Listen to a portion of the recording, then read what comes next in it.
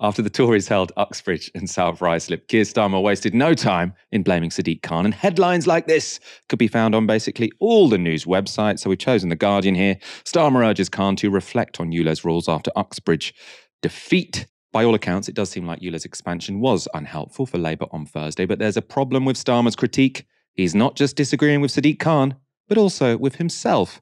From just 2 weeks ago, he spoke on the topic in a call-in session with Nick Ferrari on LBC. There's a legal obligation on the mayor to take measures in relation to air pollution. So he doesn't just have a free choice to decide what he does here. He's got to take action.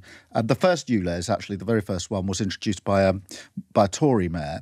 But he's got to take action because the law says he's got to take action. I think the question then, Tony, that I would say is, how can we help you on the money side?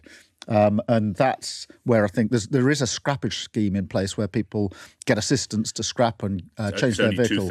It's only £2,000. And, you know, the government, Tony, has given money to Portsmouth, to Bristol and to Birmingham to help, because we know it impacts on people. They haven't given a penny to London, and therefore the mayor is asking the government to stump up some more money so that people like you aren't footing the bill. I know, Tony, that still hurts in a sense in your pocket, week after week after week. Is Danny Beales right to oppose it? Look, Danny is right to stick up for what he hopes will be his constituents. Obviously, there's a by-election there in 2 weeks. So do you support the rollout on August the 29th?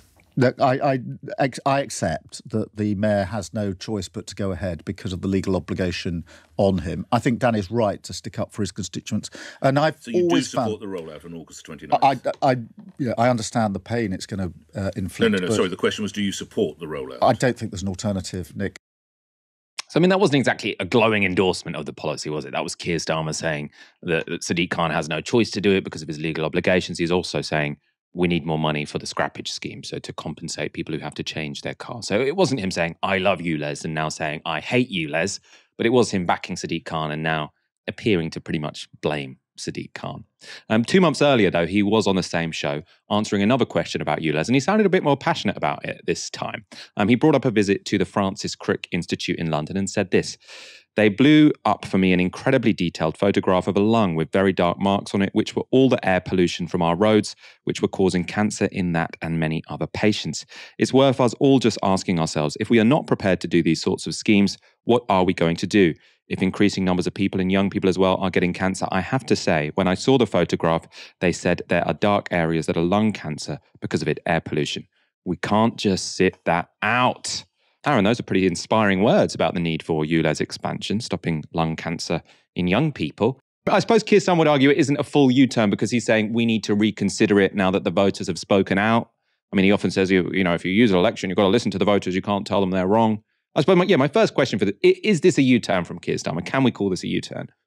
It's not Keir Starmer U-turning, Michael. It's Keir Starmer being Keir Starmer. You know, he's saying, we can't just sit this one out.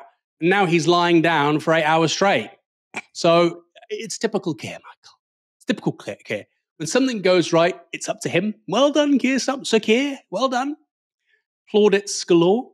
When something goes wrong, it's somebody else. And no, I didn't say that. What are you talking about? In opposition, it's working, right? In government, when you're the PM, I think there's a lot more scrutiny on you. So, as an approach, it's not really going to be sufficient for the top job. He is right to say that air pollution has devastating public health consequences. I think about 50,000 people a year die in this country because of air pollution. It's actually one of the biggest killers worldwide, often because of the fuels that people use to cook and warm their homes in the global south. But the quality of air is a massive, massive killer. And that's not really in the political conversation. What he said about the sort of legal obligations, however, that is partially true. So he said about the ULEZ, for instance, in Portsmouth. There you've got the local Liberal Democrat council leader saying actually he doesn't support it, even though he's implemented it. But he can't get rid of it because there are legal obligations that the council needs to adhere to. So that bit is true. I'm very happy to be very critical and skeptical of Mr. Starmer. But on the legal obligations side, that is true. On the public health stuff, you know, he's just done the typical Sir Keir U-turn 180. I know you can't drive like me, Aaron, but as someone who lives in Portsmouth, I mean, can you shed any light on this idea that we're hearing from Labour politicians at the moment that the government were sort of happy to to give a grant to Portsmouth Council to try and fund a scrappage scheme, and they haven't been willing to do the same in London. I mean, I suppose the implication when I hear that is that they kind of want to damage Sadiq Khan because he's a high-profile Labour figure, but I'm not sure if it's as sinister as that. I mean, has the backlash to ULEZ been strong in Portsmouth? Well, you'd have to ask my wife. She's a councillor, and not me. I'm not in politics, but no, not especially. The ULEZ is primarily because, of course, it's a port city, and you have a great deal of emissions coming from marine cargoes rather than cars. We have an old banger. We don't fall under the ULEZ charge.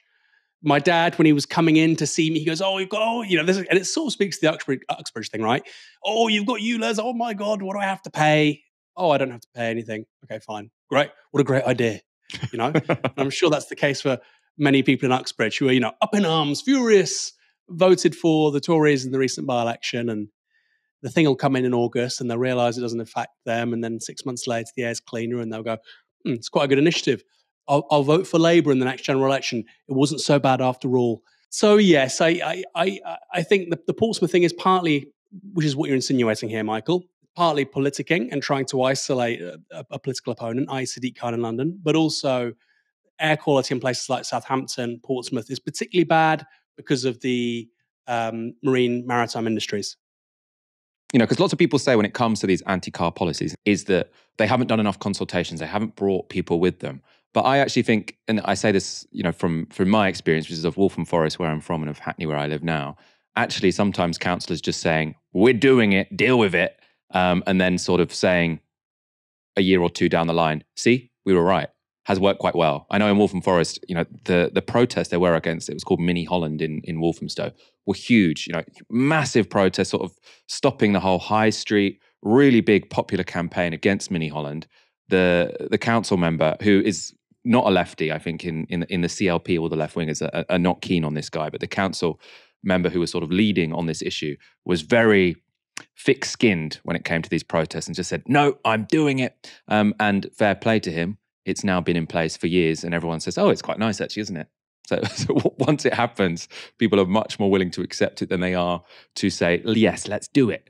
So I can see the benefit on sort of pushing through these anti-car measures and then waiting to show people the consequences instead of trying to persuade them beforehand, which I think can be difficult.